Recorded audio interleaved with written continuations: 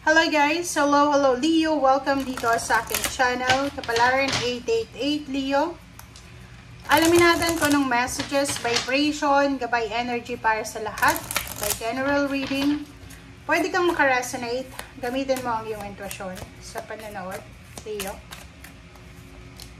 Okay, kumuha tayo dito ng 2 cards. Leo. Leo, Destiny, and Partiality. So, yun. Wow. Pain and happiness. Destiny. Leo, so ang reading na to is for full moon and lunar eclipse in Virgo. And yung highlight ng reading natin ngayon or yung message is about financial and self-worth revelations. Okay? So, highlight din dito yung income, money, stability, and values natin. So, kung halimbawa may mga Leo ditong matagal nang nag-struggle kayo sa mga kapirahan, or marami kang katanungan sa sarili mo na tinatanong mo yung sarili mo, worthy ba ako? Bakit hindi ako siniswerte? Yung iba Leo na katulad mo, apply sila ng apply, naghihintay, pero parang nauwi lang sa wala. Okay, so this eclipse, dito ay kumbaga lalabas or ipapakita sa'yo ng ating universe kung ano ba yung mga dapat mong baguhin or kung ano yung dapat mabago sa buhay mo. Okay? But huwag kang matakot kasi 'di ba minsan parang iniisip natin, ano to ang tawag dyan, in denial, 'di ba? Kahit alam natin, sa sarili natin, Leo, na, kailangan ko magbago. Kailangan ko alisin to. Bisyo ko, kailangan alisin ko to. Itong pagiging ganito ko, kailangan ko alisin. But, in denial tayo Parang sinasabi natin, hindi, walang mali sa akin, ganyan, ganito. But, this eclipse, ito yung magre-reveal sa atin. Ito yung magpapakita sa atin. Bubuksan niya yung mata natin para makita natin. I-reveal niya kung ano yung mga dapat nating baguhin. Maraming unexpected na pagbabago sa finances ang pwedeng mangyari sa buhay mo. But, huwag tayong matakot. Okay? Kasi ito'y parang i-guide lang tayo ngayon ng ating universe para makuha natin yung financial security and independence. And ngayon, so, parang sinasabihan ka ng universe na kailangan mo munang alisin yung mindset mo about money. Scarcity mindset, poor mindset, and yakapin mo yung mga new opportunities na pwedeng align sa value mo. Okay? Magtiwala ka na kung ano yung hindi mo nakuha sa taong 2024 ay makukuha mo to simula 2025. Yun lang. Okay? So, dito naman sinasabi ng barahan na if you're experiencing injustice, maraming tao yung parang dahil sa wala kang pera, dahil wala kang impluwensya, wala kang koneksyon, maraming tao na parang ininsulto ka, inurakan yung pagkatao mo. Parang ganun. Maraming nakapaligid sa'yo, Leo, na tinatrato ka, depende sa kailangan nila sa'yo, or tinatrato ka nila, depende sa kung may pera ka or wala. But, wag kang matakot kasi this full moon na to, parang naka-destiny talaga na ipapakita sa'yo ng ating universe kung ano yung mga dapat na deserve mo na blessings, unexpected or expected, or deserve nilang failure. So, hindi lang ikaw. Kasi yung iba din, makikita nila na nagkamali sila sa'yo or may ginawa silang hindi maganda sa'yo. Parang ganun. It's realization. Okay? Destiny. Leo, isang naka-destiny na relationship ang pwedeng mabuo starting full moon in lunar eclipse in Virgo.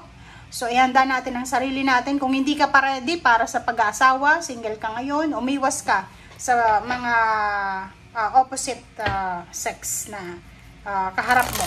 Okay?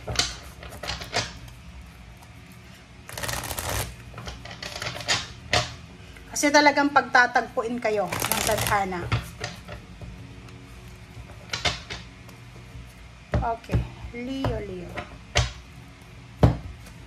First card is Page of Swords.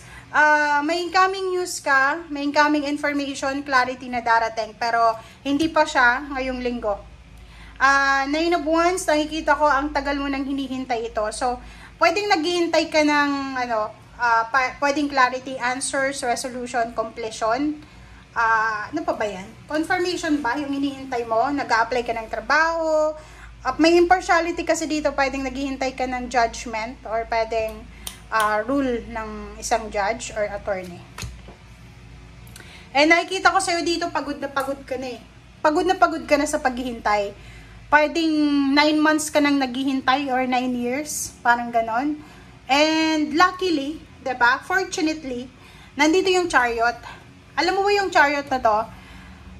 It's a simbolo ng success. Diba? Kasi itong Chariot na to, mabilis to eh. Ibig sabihin, marami man ang humadlang sa buhay mo. Marami, dito impartiality eh. Maraming tao yung hindi nila matanggap na mas magaling ka kaysa sa kanila. Kaya ang ginagawa nila talagang ibabaon ka nila. Di ba? Parang ganon. Crab mentality yun eh. But, etong Chariot na to, eto yung magpapatunay sa'yo na kahit sino man. Kasi ano to eh, yung kabayo dito, Sphinx ba to? Sphinx to eh. Di ba? Black and white, di ba? Yung black is iba yung direction, yung white iba yung direction. So, ibig sabihin, kahit napapaligiran ka ng mga taong may ayaw sa'yo, yung naka-destiny mo dito na success, na victory, na abundance, ay ibibigay yan sa'yo ng Panginoon. No one can control, can stop your blessing. Yun yung isipin mo, Leo. Yung para sa'yo ay para sa'yo. Madelay man yan, pero para sa'yo pa rin yan. Darating at darating yan sa'yo. Ang ganda na itong Chariot eh. Kasi, alam mo yung Chariot na yan, pag pumasok yan sa reading mo, ibig sabihin, mabilis na blessings, na maraming tao yung pinag-aagawan ng blessings na yan, pero ikaw yung napili ng Panginoon na bigyan ng blessings na yan. Okay?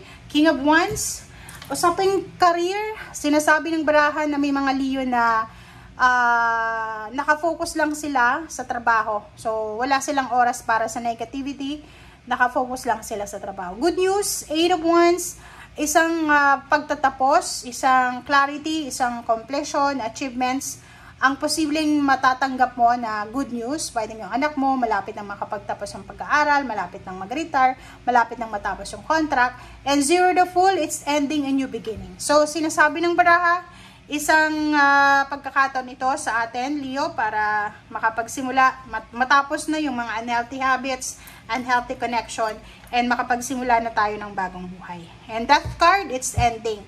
Endings of negative, and it's time for a change, diba? So, ending ng mga struggle about money, about relationship, about anything, about health.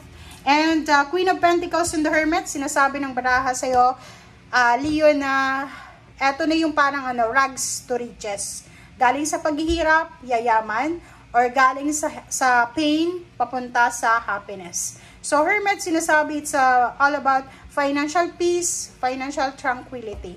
So, sinasabi din ng baraha sa'yo na stay tuned, okay? Kalma lang kasi darating at darating sa'yo. Kung talagang para sa'yo talaga, naka-destiny sa'yo, ibibigay yan sa'yo ng universe. Thank you guys for watching. Bye!